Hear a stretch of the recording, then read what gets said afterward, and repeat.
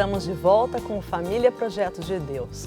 Hoje nós estamos com o Padre Bruno, da Diocese de Guarulhos, e estamos falando sobre o direito à vida, não é, Padre? E várias participações têm chegado aqui e nós vamos, assim que a nossa diretora colocar para a gente na tela, vamos ler a próxima participação. Vamos lá. Moisés Andrade, ele diz assim: Padre novo e inteligente, bem estudado, que bom lidar com pessoa assim. Este diálogo está ótimo. Amém. Que bom, Moisés, obrigada. Bacana, seu Moisés, obrigada pela participação. Eu até falei para ele quando eu o vi, falei assim, nossa, eu não sabia que já podia ordenar quando nascia, né? Porque ele é super novinho, ele tem 28 anos e 9 meses de ordenação, é isso? 9 meses de ordenação. Bacana, estamos amando. E a gente tem aqui da Eudilene Memória, ela diz assim, boa noite, é muito difícil isso que estamos vivendo. Realmente, viu, Eudilene, mas assim, a Igreja Católica, como o padre colocou, né, é um ponto onde a gente realmente tem que se voltar, porque a gente sabe que a ciência está aqui com a gente, né? É verdade. Continuando, a Eliana Otênio. Minha mãe. É sua mãe? Minha mãe.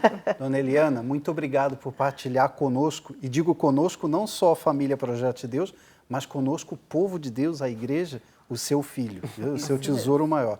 Muito obrigado, então, por partilhar conosco esse dom que você recebeu. Amém. A sua mãe, então, Padre Bruno, a Eliana, escreveu: como cristãos, devemos defender a igreja e as leis de Deus. De certa forma, o que você vem fazendo e o que você explicou aqui pra gente. Mas eu gostaria de aproveitar e colocar uma pergunta, então, em cima disso. Todas as pessoas, todo cristão tem que defender? Porque você tem a sua pastoral, você tem seu ministério e você tem também a sua atuação, né, nesses diferentes organismos. Como é que a pessoa descobre, afinal, como que ela deve participar? Eu acho que é assim, a primeira questão é a melhor defesa, né? Sun Tzu, né? Arte da guerra, né? A melhor defesa seria um bom ataque. Só que o bom ataque cristão significa o bom testemunho cristão. Por que é muito fácil hoje, muitas vezes, desmoralizar a igreja? Pelo mau testemunho que muitas vezes nós damos. Então, qual a melhor forma de defender a igreja? É viver as leis de Deus, viver a igreja, ser igreja. Como gosto sempre de dizer, o Antônio Roy Marie sempre diz isso, ele tem um livro ainda, que ele diz, sentir com eclésia. Ou seja, sentir com a igreja, pensar com a igreja, julgar como julga a igreja, fazer o que faz a igreja. Que é amar, cuidar, evangelizar, salvar, né? Perdoar. Então, nós precisamos dar mais testemunhos do que fazer apologética. E a nossa apologética, que é a defesa da fé, precisa estar acompanhada do testemunho. E apologética, mais do que defesa, significa dar fundamentos da nossa fé, né? Como que nós estamos fazendo aqui, nesse diálogo. Então, sim, nós devemos sim defender a igreja e as leis da igreja, mas com testemunho de vida, né? Eu gosto sempre de dizer isso, porque talvez nós precisemos mais da defesa de Deus do que, de fato, Ele de nós. Mas, sim, os nossos valores precisam ser defendidos. Mas, repito, com testemunho. Corpus Christi não é praia, é missa. Né? 12 de outubro é Nossa Senhora Aparecida. Ainda que eu possa incluir o Dia das Crianças, porque a mamãe não vai abandonar seus filhos. Mas é Nossa Senhora Aparecida. Semana Santa é Semana Santa. Não é Semana da Baderna. Não é Semana, né, do funk. É Semana Santa. Então, assim, precisamos defender as leis de Deus com testemunho e coerência. E para viver esse testemunho e essa coerência, a gente precisa justamente dessa prática cristã, Exatamente. Né? De inserção na igreja, Precisa no querer sacramento. fazer uma experiência com o nosso Senhor. Exatamente. Né? E o que está faltando para os católicos hoje? Gastar mais tempo da sua vida em silêncio diante do sacrário. Perfeito. Jesus está abandonadinho no sacrário. Isso que o senhor está dizendo me faz lembrar de Madre Teresa de Calcutá, que falou para o padre cardeal Commastre, quando ele era um padre recém-ordenado, ele se encontrou com ela e diante de uma mulher que era o ícone da assistência aos pobres, ele perguntou, conversando com ela perguntou a ele, padre, quanto tempo de oração o senhor tem por dia? E ele se assustou com essa pergunta, porque ele estava achando que ela ia perguntar quantos pobres você atende, né? Qual assistência. E não, padre, quanto tempo de oração pessoal o senhor tem por dia? ele ficou um pouco desconcertado, respondeu, com a correria da minha vida eclesial, às vezes eu leio a palavra, medito um pouco, ela é pouco, tem que dobrar os joelhos diante do sacrário, que é o que o senhor acabou de Ela dizer, ficava né? 12 horas de adoração. Pois é, Nossa. e completou dizendo, sem Deus, nós somos muito pobres para ajudar os pobres. Exatamente. Ah, que lindo, né? Exato. E é verdade. Porque o que nos faz ter caridade é o amor que vem do alto, né? Exatamente. Em Romanos 5 fala isso. O Espírito Santo de Deus foi derramado em vossos corações, o amor de Deus foi derramado em vossos corações pelo Espírito Exatamente. que nos foi dado. Então, com esse amor de Deus em mim, eu consigo amar o meu esposo, os meus filhos, a família e fazer caridade Exatamente. e Nós me somos doar. caritativos por causa da caridade de Deus, né? Nossa caridade é uma correspondência ao amor de Deus. O que Deus faz conosco, a gente faz com o outro, nesse ato de amor. Então, acho que é isso. E a melhor forma da pessoa despertar, até concluindo a sua resposta, é olhar para a vida dos santos, né? Eu convido você que nos assiste, procura a vida dos santos, principalmente os santos que estão envoltos em caridade. Você vai entender o porquê que eu preciso ser santo, católico, porque ser santo não é só amar a Deus sobre todas as coisas, mas também amar o próximo com a vida, né? Um santo é capaz de mudar o mundo. É isso mesmo, e é um convite para todos nós, né? E a gente tem mais um WhatsApp da Antônia Silva, ela diz assim, programa maravilhoso. Obrigada, viu, Antônia, de estar participando aqui conosco. E agora a Bruna Hoffman Armon. Ela diz assim, boa noite, sou Bruna da Diocese de Guarulhos. Padre Bruno, e quanto ao aborto, um católico pode defender em qualquer situação? Não. Isso, não. Nenhuma situação nós defendemos o aborto. Quem é você para dizer isso? Eu sou um sobrevivente de um aborto, né? Minha mãe, óbvio, não tentou me abortar. Eu sempre gosto de dizer, minha mãe nem sabia que estava grávida. Eu fui gerado nas trompas e nasci de 5 meses. Nossa, Nossa, que susto! Nasci de 5 meses, gerado nas trompas. O corpo, biologicamente falando, rejeitou, né? Então, o corpo rejeitando, eu fui expelido, né? Na graça de Deus, eu nasci, né? E então eu sou sobrevivente. Então eu posso falar com a minha vida, com 5 meses de que eu vim para o mundo, de que nós devemos defender a vida, porque ela sempre arranja um jeito de sobreviver, né? Então nenhuma situação, nenhuma. A igreja ela é contra o aborto em todas as situações. As pessoas falam assim, mas em caso de estupro, nossa, coitada da mulher, foi estuprada, ainda vai ter que ter o filho, né? Como se o filho fosse Eu me recordo uma coisa ruim, Eu né? me recordo da fala do Papa Francisco, quando foi questionado. Um repórter falou, mas em caso de estupro, o senhor não acha que tinha que abortar? Ele falou, e a morte, o assassinato resolve um problema? Você resolve o problema do estupro?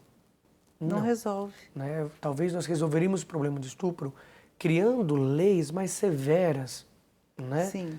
Não estou dizendo leis punitivas no sentido que eu sou malvado, eu quero que todos se lasquem. Não, desculpa até o termo. Mas talvez leis mais seguras, mais severas e que funcionem para os estupradores, para mostrar para eles que vai ter consequência dos seus atos. Mas eu não resolvo um problema criando outro. A mulher, quando é estuprada, ela com o tempo, com ajuda, e aí os governos precisam, né, se movimentar para poder apoiar essas mulheres, porque eles vão dizer, mas o que vocês fazem? Eu já disse. Se quiser, a gente mostra. Tudo que a gente faz, né? Por isso que a gente tem argumento para dizer isso. Mas os governos tinham que começar a investir no cuidado com essas mulheres. Porque a mulher, com o tempo, começa a descobrir que ela foi vítima. Então ela vai se curando. É uma ferida, demora, obviamente, mas ela vai se curando desse ato que aconteceu com ela, essa violência. O problema é que quando ela aborta, ela cria consciência que ela foi uma vítima, mas também cria consciência que ela vitimou. Sim. Por isso que o índice de mulheres que cometeram aborto, o índice de suicídio de mulheres que cometeram aborto, é muito maior do que qualquer outro dado de mulheres que suicidam. Porque entra em depressão, né, padre? Exatamente, isso que eu ia dizer. O próprio corpo entra numa desregulação hormonal. Exatamente, escuta. Não é nem hormonal, mas psicológica, né? Isso tem muitos problemas que vão dando. Então, assim, nenhum caso a gente é a favor, né, do aborto. Não tem como ser a favor, repito, de assassinato de crianças inocentes. Não tem como. Os juristas católicos, inclusive, já estão começando a não utilizar o termo aborto. Estão começando a utilizar homicídio intrauterino. né? Intrauterino. É mais forte, Homicídio intrauterino. Porque precisa deixar claro, né, que o aborto é um homicídio.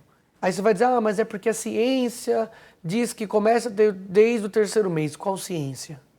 Porque eu também provo pela ciência, que o outro lado não prova nada, mas eu provo pela ciência, que aquele, entre muitas aspas, aglomerado de moléculas não vai se transformar num cavalo. Exatamente. Aquilo que concebeu como humano permanece humano. Exatamente. Aquilo é vida.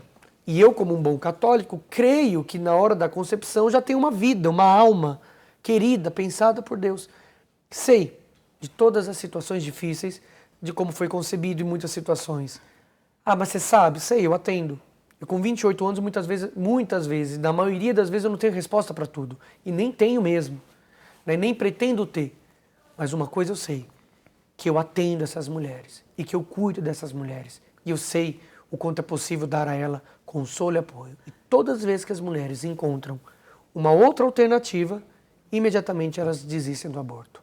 Bacana, né? Uma orientação que o senhor dá em favor da vida, né? Exato. E por outro lado, as pessoas, para justificar o aborto, agora estão dando um nome bonito: interrupção voluntária da gravidez. Exatamente. Né? Isso é eufemismo. Então, eu não vou falar que é aborto, é uma interrupção voluntária. É a mesma coisa. Então, não adianta querer colocar panos quentes. Exatamente. Né? Nós temos mais uma participação. Mil Leão diz assim: boa noite, concordo com o senhor, padre. Agora, e quanto aos homossexuais, qual é a posição da igreja?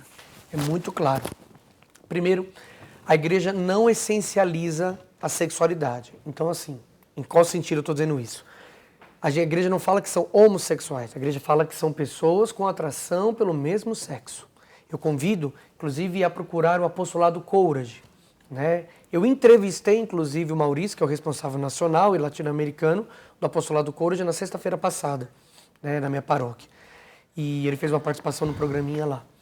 E é muito importante nós entendermos que existe a homossexualidade. Ou seja, por quê? A homossexualidade, não o homossexual.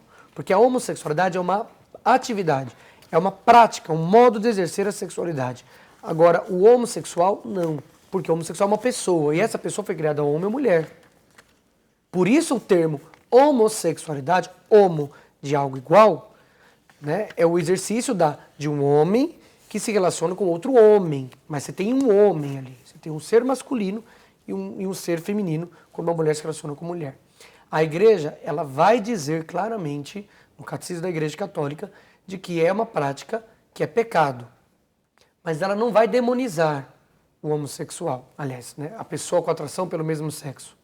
Ela vai dizer que vai convocá-lo e convidá-lo a viver a virtude da castidade, a virtude da continência, ter uma afetividade que é diferente de amor, uma afetividade voltada para a caridade, para o cuidado. E ela ainda diz, olha que bela, que delicadeza, ela diz que as pessoas com atração pelo mesmo sexo que vivem o autocontrole, muitas vezes até em situações difíceis, né, de ter que lidar consigo mesmo, de se entender. Mas essas pessoas podem se tornar mestres de virtude. Então veja que não existe uma condenação da igreja aos homossexuais, né, vamos dizer assim, para facilitar o entendimento.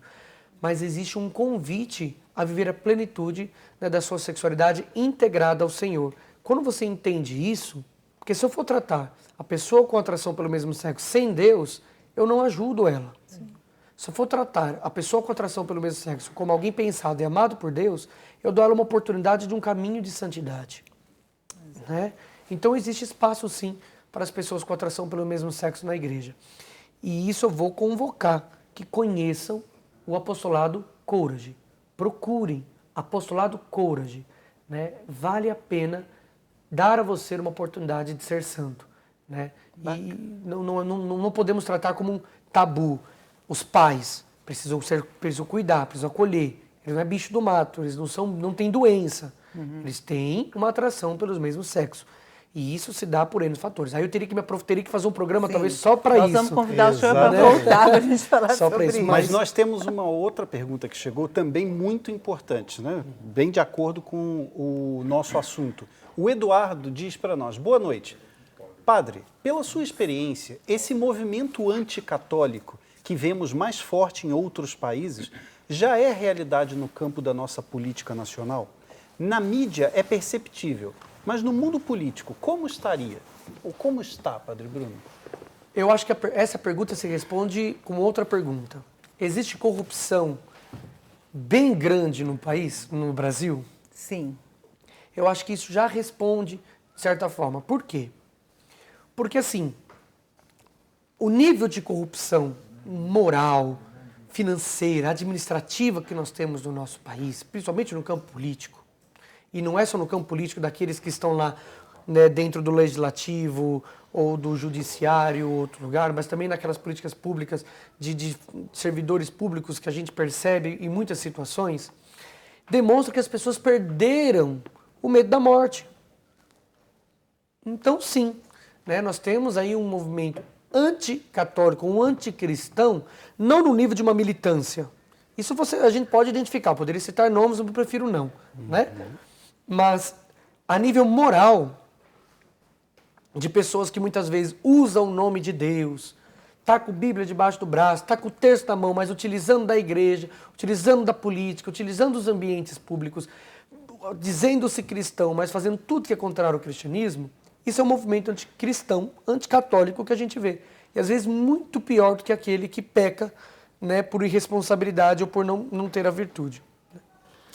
Bacana. A gente, nossa, eu ficaria a noite inteira aqui conversando, padre, porque assim, é um assunto muito interessante. Nós somos a favor da vida em todos os aspectos, nós respeitamos a todas as pessoas, né, independente, né, quanto trabalho que a igreja faz nos presídios e tudo mais, né, pessoas que mataram, que a igreja vai e acolhe. Então, assim, eu sou apaixonada pela igreja católica. Eu também. E acho que todos nós. E eu queria, nós vamos ter que fazer o sorteio agora, e depois eu gostaria que o senhor desse uma bênção para a gente. Com certeza. Então, nós tivemos algumas participações, eu vou sortear quem que ganhou o CD.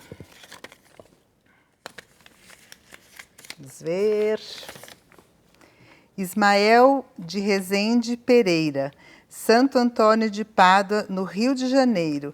Seu Ismael, que bom que o senhor participou aqui com a gente. Só vou tapar o telefone, Tem tá? que tampar o telefone, porque senão aqui. vão ligar querendo namorar o senhor, não pode. Tá bom? Então, Exato. seu Ismael, a gente vai deixar aqui o seu nome para ninguém perder e a gente vai enviar para o senhor. E, Padre Bruno, primeiramente, assim, muito obrigada da sua presença aqui. Daqui a pouco a gente vai agradecer de novo, porque foi realmente muito bom, mas a gente queria pedir uma bênção sua para nós e para todos que estão nos assistindo. Amém. O Senhor esteja convosco. Ele está no meio de nós. Por intercessão de São Padre Pio, dos santos anjos da guarda, por intercessão de todos os anjos de Deus, dos santos, desça sobre vós, sobre vossas casas, sobre vossas famílias, a bênção, a saúde e a proteção do Deus que é todo-poderoso, o Pai e o Filho e o Espírito Santo. Amém. Amém. Amém. E aí? Que bom, né? Acabou o Foi nosso ótimo. programa, foi muito Uma bom. pena, né? Passou Eu rápido. queria falar mais, mas não dá tempo. Padre Bruno, encerrando o nosso programa, quais são as suas palavras? Porque tem tantos assuntos hoje, mas as suas palavras, talvez como núcleo daquilo que nós conversamos hoje. O que você deixaria para os nossos telespectadores? Primeira coisa é, acredite na vida, acredite na família, acredite na sua responsabilidade de educar os seus filhos. E lembrem-se, a vida, ela sempre dará um jeito de permanecer vida, de permanecer viva, de dar um jeito de produzir vida. Se a grama é capaz de crescer até no concreto, por que nós não somos capazes de cultivar a nossa própria vida? Então eu te convoco a ser sal e luz para o nosso mundo que está nas trevas. E para isso, 3 coisas são necessárias. A primeira, amar a Deus sobre todas as coisas. Segunda, amar ao outro como a si mesmo. E terceiro, uma boa confissão. Ah, bacana. Que ótimo. Muito obrigada. Muito Obrigada obrigado, pela sua Padre Bruno. presença. A gente quer o senhor sempre aqui com a gente. Conte Hein? comigo. Então, já vamos deixar convidado. Renata, obrigada. Obrigada, Obrigada, Francis. Obrigada Silvia. às câmeras. Obrigada a você que esteve conosco. Um abraço.